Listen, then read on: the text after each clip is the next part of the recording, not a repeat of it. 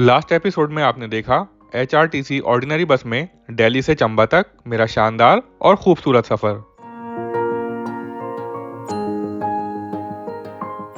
और अब हम जाएंगे चमेड़ू विलेज, जो मेन चंबा बस डिपो से 7 किलोमीटर दूर लोकेटेड है।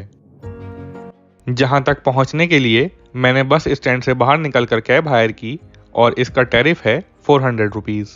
जून की गर्मी का असर इन पहाड़ी इलाकों में भी साफ महसूस किया जा सकता है। मैंने उम्मीद तो नहीं की थी, लेकिन अभी यहाँ करंट टेम्परेचर 30 डिग्री से ऊपर ही चल रहा है और ह्यूमिडिटी लेवल भी 50% से अबव है।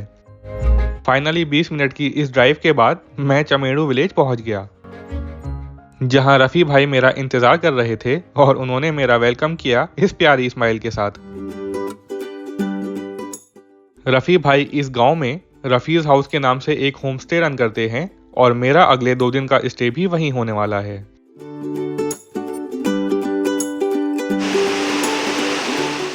चमेड़ू गांव के इस हिस्से में 8 से 10 घर ही हैं, जिसकी टोटल पॉपुलेशन 50 के आसपास है।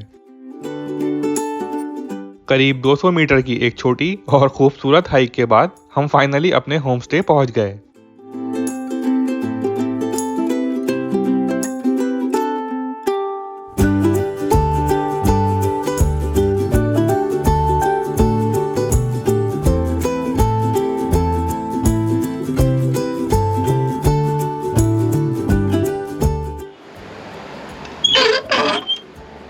और ये रहा मेरा रूम।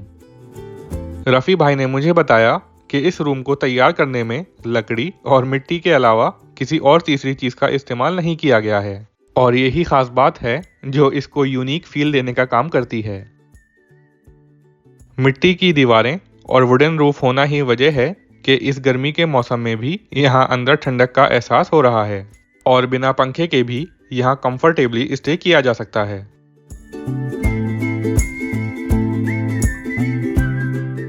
इस तरह के एकदम देसी तर्ज पर बने होमस्टे में रहना मेरे लिए एक फर्स्ट टाइम एक्सपीरियंस होगा।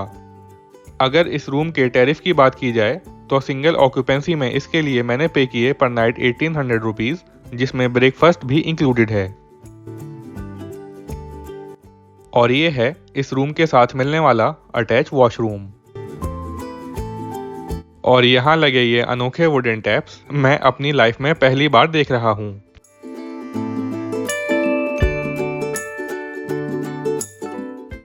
प्राइवेट रूम्स के साथ साथ यहाँ स्टे करने के लिए शेयरिंग बेसिस पर डॉर्मेट्री रूम का ऑप्शन भी अवेलेबल है। ये रूम भी मुझे काफ़ी एस्थेटिक और स्पेशियस लगा और इसका पर पर्सन पर नाइट टैरिफ है 400 रुपीज़ इंक्लूडिंग ब्रेकफास्ट। जब से मैंने इस होमस्टे के अंदर कदम रखा है, एक के बाद एक न्यू एक्सपीरियंसेस थमने का नाम नहीं ले रहे और इसमें 4 चांद लगाए यहाँ बने इस खूबसूरत किचन ने, जहाँ रफ़ी भाई की वाइफ नूर बीबी हमारे लंच के लिए लिंगड़ की सब्जी तैयार कर रही हैं।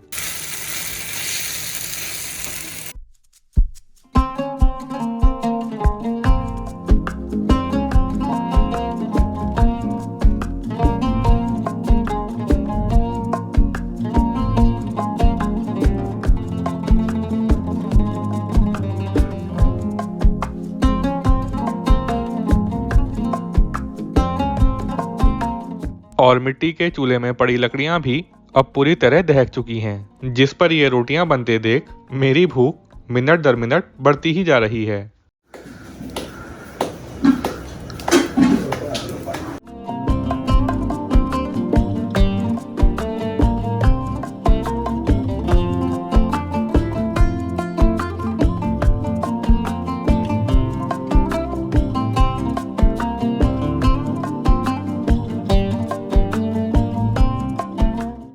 ये रोटियां शहर की रोटियों की तरह गोल तो हैं, लेकिन जो बात इनको अलग बनाती है वो है इनकी अलग सी एक सादगी और खुशबू, जो मुझे बताने से ज़्यादा खाने के बाद महसूस हुई।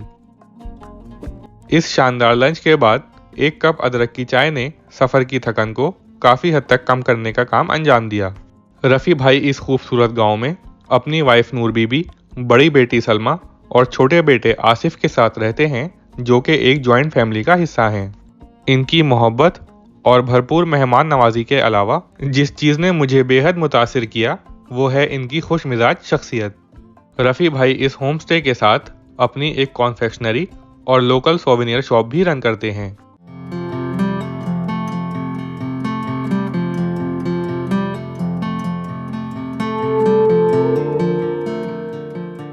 गुजर जो आए बहुत पहले समय में, ये जो जे.एंड.के के राजा थे उन्होंने चंबा के राजा को दिए थे सदियों से।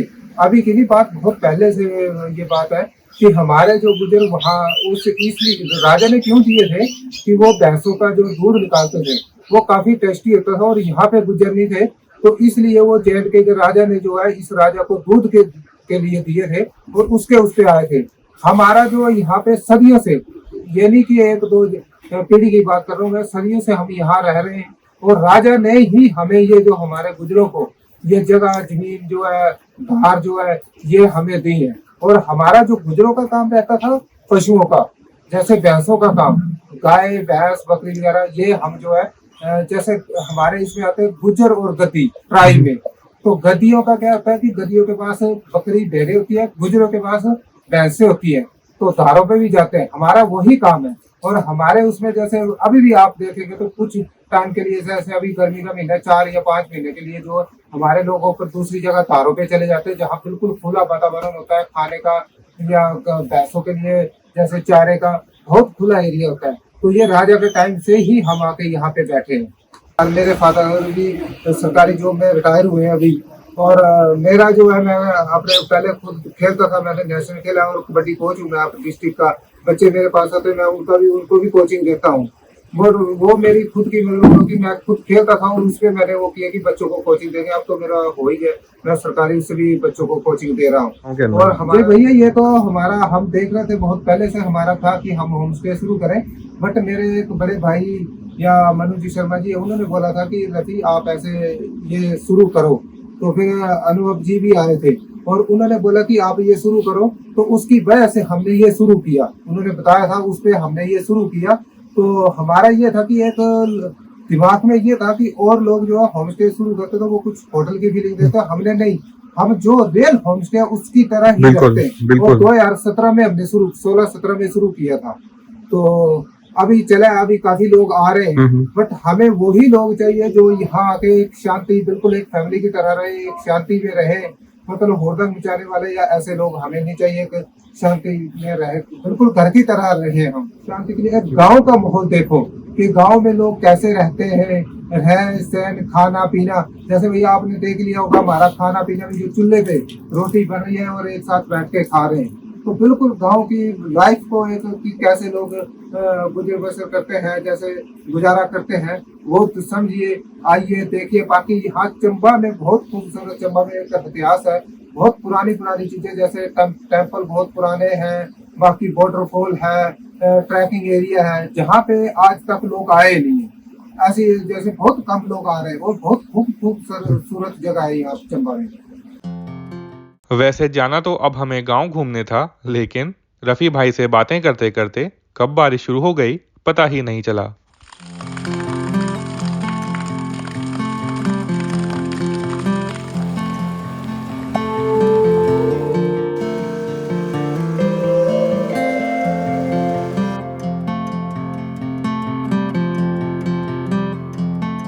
और करीब 15 मिनट की बारिश के बाद निकली ये सुनहरी धूप।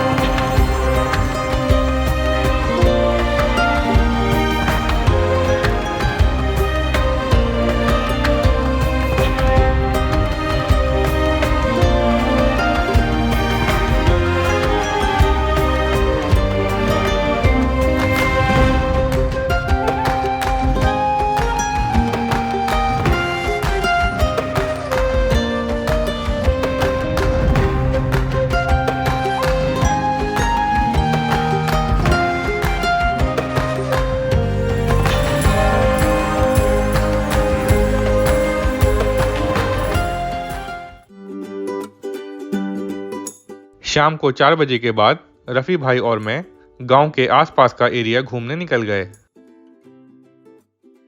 गांव के नीचे ही बह रही यह वो खूबसूरत नदी है जिसके फ्लो की आवाज काफी दूर से ही सुनाई देने लगी थी।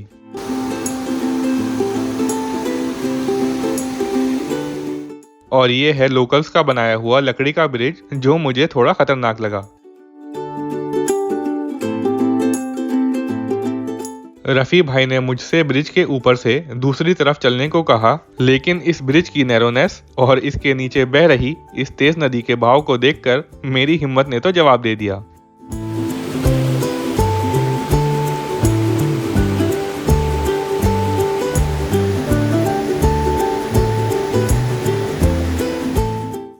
जगह जगह खिले हुए इन बेशुमार रंगीन फूलों ने इस पूरे माहौल को और भी हसीन बना दिया।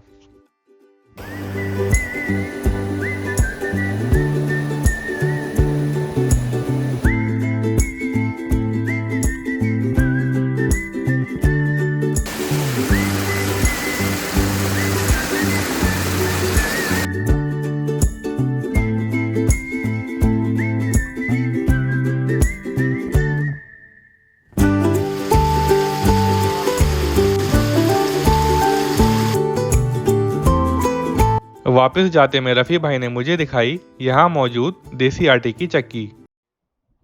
यहाँ पे डालेगा गेहूं और यहाँ से निकलेगा गेहूं, यहाँ पड़ेगा और ये घूमना शुरू हो जाएगा। ये पीछे से पानी छोड़ते ना, पानी से घूमेगा और यहाँ आटा निकलना शुरू हो जाएगा। पत्थर की आटा चक्की, ग्राट चक्की है ये, पत्थर का ग्राट बोलते हैं जैसे इसको। शाम होने से पहले ही हम होमस्टे वापस आ गए, जहाँ रफ़ी भाई के बड़े भाई जनाब मोहम्मद रोशन फसल की बुआई का अपना रूटीन काम स्टार्ट कर चुके हैं।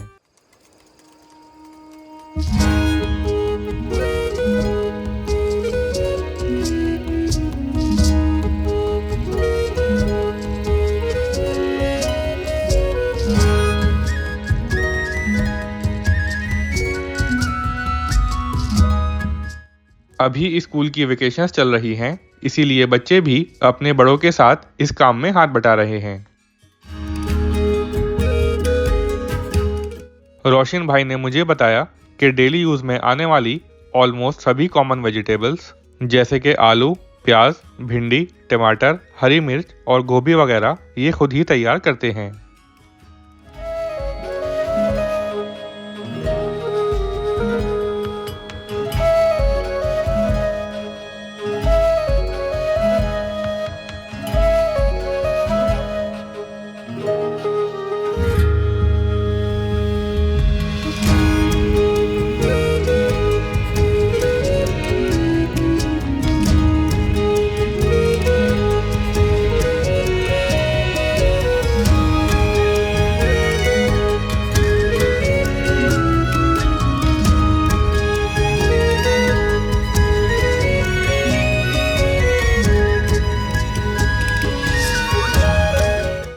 और यहाँ दूसरी तरफ की जमीन को बैलों की मदद से जोता जा रहा है।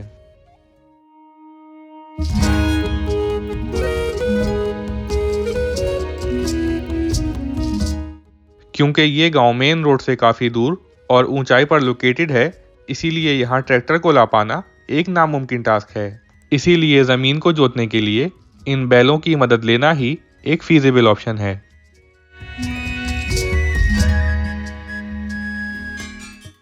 और हर गांव की तरह जो चीज़ मैंने सबसे ज़्यादा एंजॉय की वो है इस गांव के मासूम बच्चे और इनके खिलखिलाते चेहरे।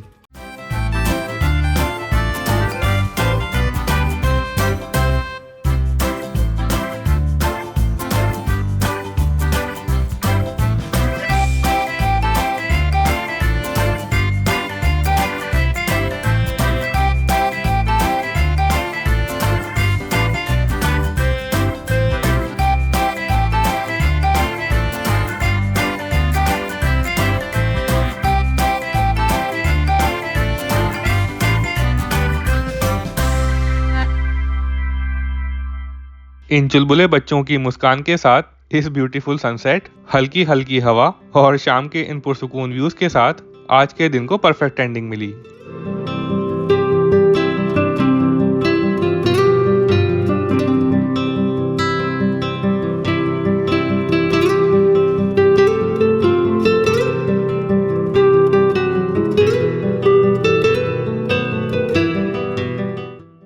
कमेंट सेक्शन में हमेशा की तरह मुझे आपके फीडबैक और सजेशंस का इंतज़ार रहेगा।